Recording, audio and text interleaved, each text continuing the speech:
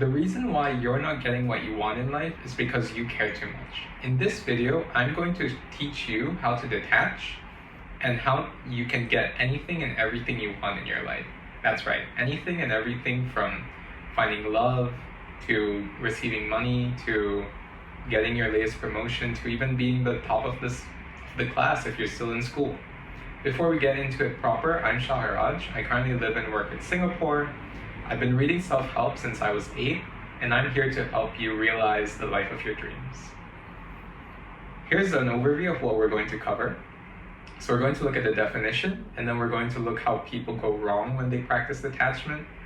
I'm going to show you how to actually practice detachment, and then I'm going to show you how detachment gets you what you want. And of course, some exercises so that you can actually, implement what we've learned so far on top of some other bonus content, which I'm very excited for. Okay, section 1.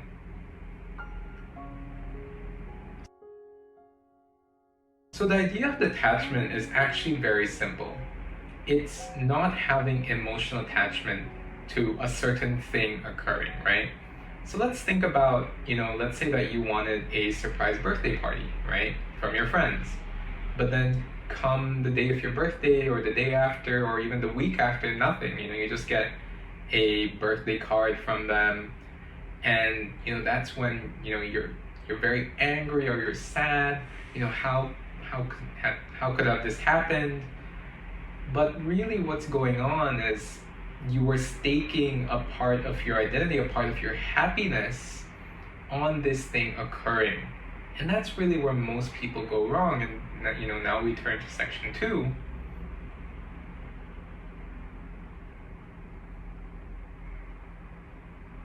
Where the place where most people go wrong is that they think detachment is about managing expectations. Detachment is not about managing expectations, and the reason being is when you have expectations, right, and it can be, across any range, right? Of course, the worst one is having high expectations of something, but it can even apply to having low expectations or no expectations even. Because when you have expectations, you still expect something, right? You are still attached to the result. And when you are attached to that result, you are investing some part of yourself. You're investing your emotions, your thoughts into that certain thing occurring. And once that certain thing does not occur, you become disappointed, right? But, as we see from this thought result continuum, where basically the idea is, how do you produce certain things in your life? First you have a thought, okay, I want to eat food, right? And then you have a feeling, oh, I would really love a cheeseburger right now. And then, you act on it. Say you go out to a burger store or you go to a grocery store and you make one for yourself. And then the result is you actually eating. So that's the thought result continuum of you achieving anything you want. But, the place where people go wrong when they try to detach is that they put part of their identity on this external world, right? So the results are completely within this external world. They have some expectation of these results. But really, what you want to do is you want to make sure that your identity is actually just your thoughts, your feelings, and your actions. Okay? So detachment isn't about having low or non-expectations. Detachment is number 1 about not having any emotional attachment on the external, not identifying with your results. It's about focusing on the internal. So number 1, not focusing on the external, right? Not identifying with your results. And number 2 is focusing on the within. Okay, so our poster friend here, detach from the without and focus on the within. Okay, so now that we have a idea of where people go wrong and what detachment is, let me show you how to actually practice detachment, right? And so we enter into section 3.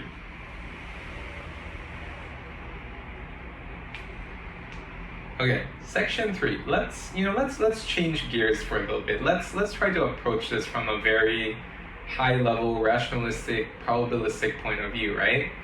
So let's think of life as a multiple stage game, right?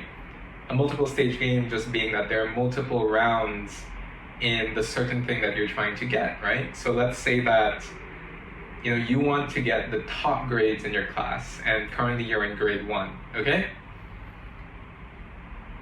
Let's think about 2 ways that you can study, you can prepare for and sit for your exams. So you have a good process of doing that, and then you have a bad process of doing that. And then you have a good outcome, which is you being on the honor roll, versus a bad outcome where you're not on the honor roll and maybe you might even be failing, right? So let's put this in a quadrant and let's see what happens, right? So as you see here, when you have a bad process and a bad outcome, that's poetic justice, right? You didn't study, you got a bad result, you got what you deserved. But, let's say that you actually did study hard, but then you got, say, a bad outcome, right? And that's bad luck. But once you think about it in the aggregate, right? Grade 1, grade 2, grade 3, all the way till grade 10 or 12, right? Yes, there are some years you might do bad, but most years from a probabilistic point of view, you're putting in the work, you're showing up every day, you're obviously going to land in that top quadrant, right, of a good process and a good outcome. And so that's really where detachment comes from, is you don't focus on this outside bit, on this outcome. You focus on the process, because it's only from the process that you can consistently get a good outcome, okay? Okay, and so, that's really how we practice detachment, right? We think of things from a long-term point of view. We think of things, I'm not going to focus on the outcome, because focusing on the outcome and then working backwards, that doesn't work. I can't figure out what's a good process from having a good outcome. But once I have a good process, I can definitely get a good outcome. And so now, let's go to section 4, where I'll really show you how, focusing on the internal, focusing on the process, where you can really get what you want. Okay, section 4.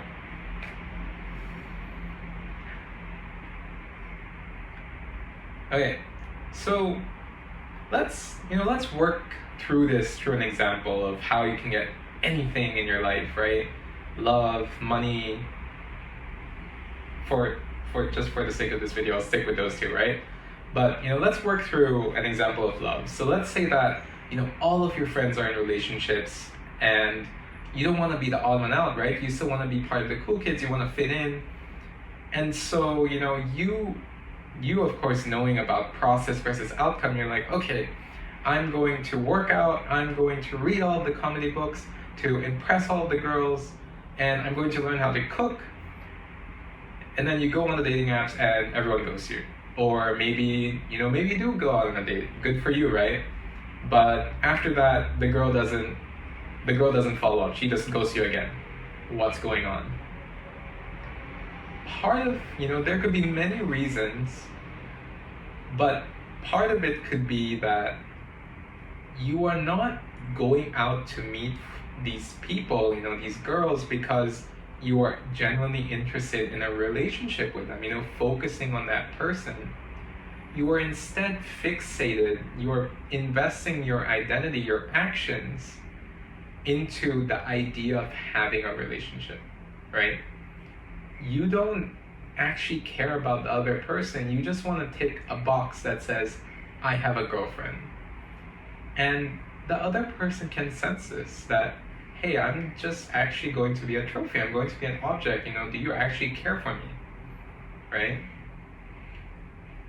There are many other reasons actually as to why, say, people might be turned off. Another reason could be just that you're insecure, right? maybe you think that, oh, I'm not deserving of this person's time and attention, and so I'm going to let them just roll all over me. You know, maybe they insult you on the date and you just let it slide. Or maybe, I mean, let's say that you're a girl and you complain to your friends, oh, I really want to be in a relationship.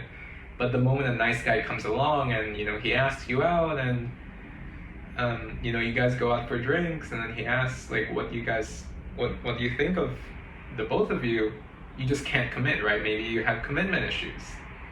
The point I'm trying to get to is that you need to do a lot of inner healing before you get what you want. You need to realize what is it you actually want. You need to realize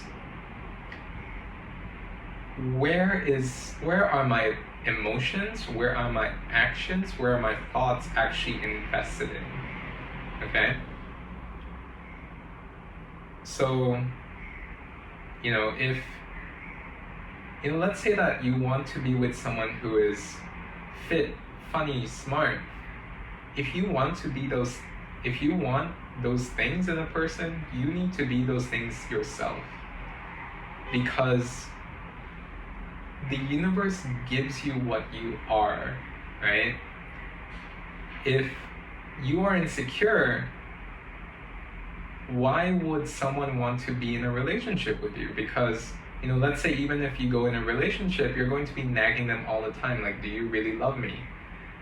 What if you leave me, right? That can really push a person away. And so the universe doesn't give you, you know, more than what you can handle. And so you need to really do that inner healing, right? You need to figure out, okay, where are my feelings at?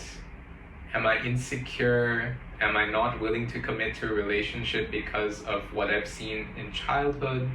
And so on and so forth, right? Before you can actually go out to the world and say, hey, this is what I want.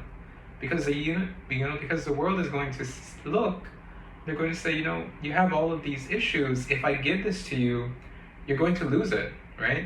You know, let's just turn to money. There is a phenomenon where lottery winners, they are more likely to go bankrupt than the average person, right? And the reason I suspect is because many of us growing up, you know, we see our parents fight over money, we see our societies fight over money, and we think money is such an evil thing, right? We make that subconscious connection. If money ever comes to me, I'm going to get rid of it. And that's what happens, right? You know, there was a study done by scientists where they gave out roses, right? They gave out roses to people, and people took them, right? People took them, but the moment they gave them money, people said, no, I'm not going to take this. But if you think about it, they're just actually giving money on the streets, free money, right? Why would you say no to that? Why would you say yes to free flowers, but no to free money? And the reason being is that you actually don't want what you say you want. You fear what you want, okay? When someone says, hey, you know, here's $1 million, take it, right? You are so fearful, like, oh my God, what if the police come after me? You know, is this safe money? But, you know, if someone gives you an opportunity, you need to learn to take it. You need to be willing to say yes. And to be willing to say yes, you need to prepare yourself. You need to be, you know, let's say that you want to be with someone who is funny, fit, smart, and all those things. You need to be those things yourself. If you want to be a millionaire, you need to have the qualities of a millionaire. Someone who is willing to work hard, someone who is willing to put in the time and effort to learn how to spend their money properly, to invest their money properly. And so that's why I really have this poster right here, right? Like, you can't have $1 million dream with a minimum wage work ethic. You need to work hard to earn all of those things. And that's why there is a saying that you get what you are, right? And so, you know, long ran aside, like attracts like. You can't get what you want until you do the inner work, until you focus on your feelings, until you focus on actually, why am I leading on all of these girls, but I'm not actually committing to any of them? I thought I always just wanted to settle down and have kids with these girls. What's going on? Or why am I ghosting all of these guys even if I want to be in a relationship, right? You need to start thinking deep down, where am I going on with all of this? And it's only from there, once you detach from the results, once you think, okay, I don't actually want, I am perfectly okay not having a boyfriend or a girlfriend, I need to work on myself first before I can, finally say, okay, maybe it's time, maybe I would like to do something about this, right? Okay, so that's all, 4 sections. Let's get to the exercise before we get into the bonus content. So this exercise is really just, in all of my future videos and the previous ones, these exercises are just meant to help you really practice what we learn. And so, let's say there's a situation where, you're very emotionally attached to something. Like let's say that you wanted the latest iPhone 15 Pro, but you just don't have the money for it. Would you say take a loan now just to buy it? Or you want the latest car, right? Or you want this or that, but you just can't have it now. What do you do, right? Let me ask you this question. Do you have everything you need right now, right? Do you have air to breathe? Do you have a roof over your head? Do you have, can you pay off everything for the next month, right? Do you have water to drink? Do you have clothes to cover yourself? If you can say yes to all of those things, you have your basic needs covered. And the point which I'm really trying to drive is to recenter, right?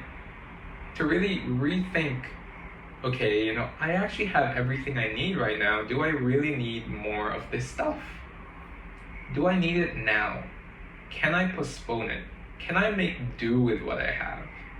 Detach yourself from the emotion of having this certain item, right? All companies are actually just marketing, right? They try to feed into your psyche. They try to get you to invest part of your emotions into this. Oh, if I don't have this, right, I'm not going to be cool. I'm not going to fit in with my group if I don't have this Nalgene water bottle, right? But you don't need any of that. Think about it. So, use this exercise whenever you're in those times, and really so that you can decenter away from those things, and you can detach so that you can really focus on what is necessary, Okay, and now we get into the other bonus content. So always remember that I will have a free article so that you can always, go back to this video.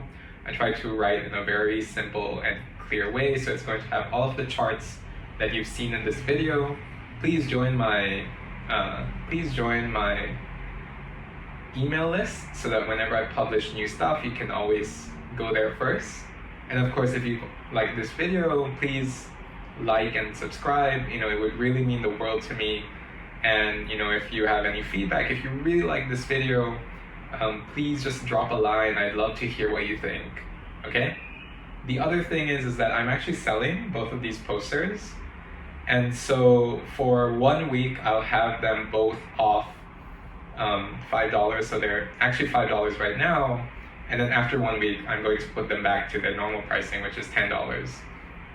And, you can print them out as a reminder of what we've gone through, really, right?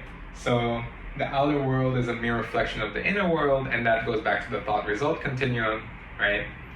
And so, just have both of these so that you can look and say, okay, today I'm going to live detached. I'm not going to buy into what any of these companies are trying to sell me. And yeah, that's really all. If you have finally detached and you're ready to take that next step, if you want to start something and you don't really care, I'm just going to do this because I want to do it, I think you should really watch this video on asymmetrical risk, which tells you why you should start things today and how to really think about any decision you're making. Okay, have a good day ahead. I will see you next week.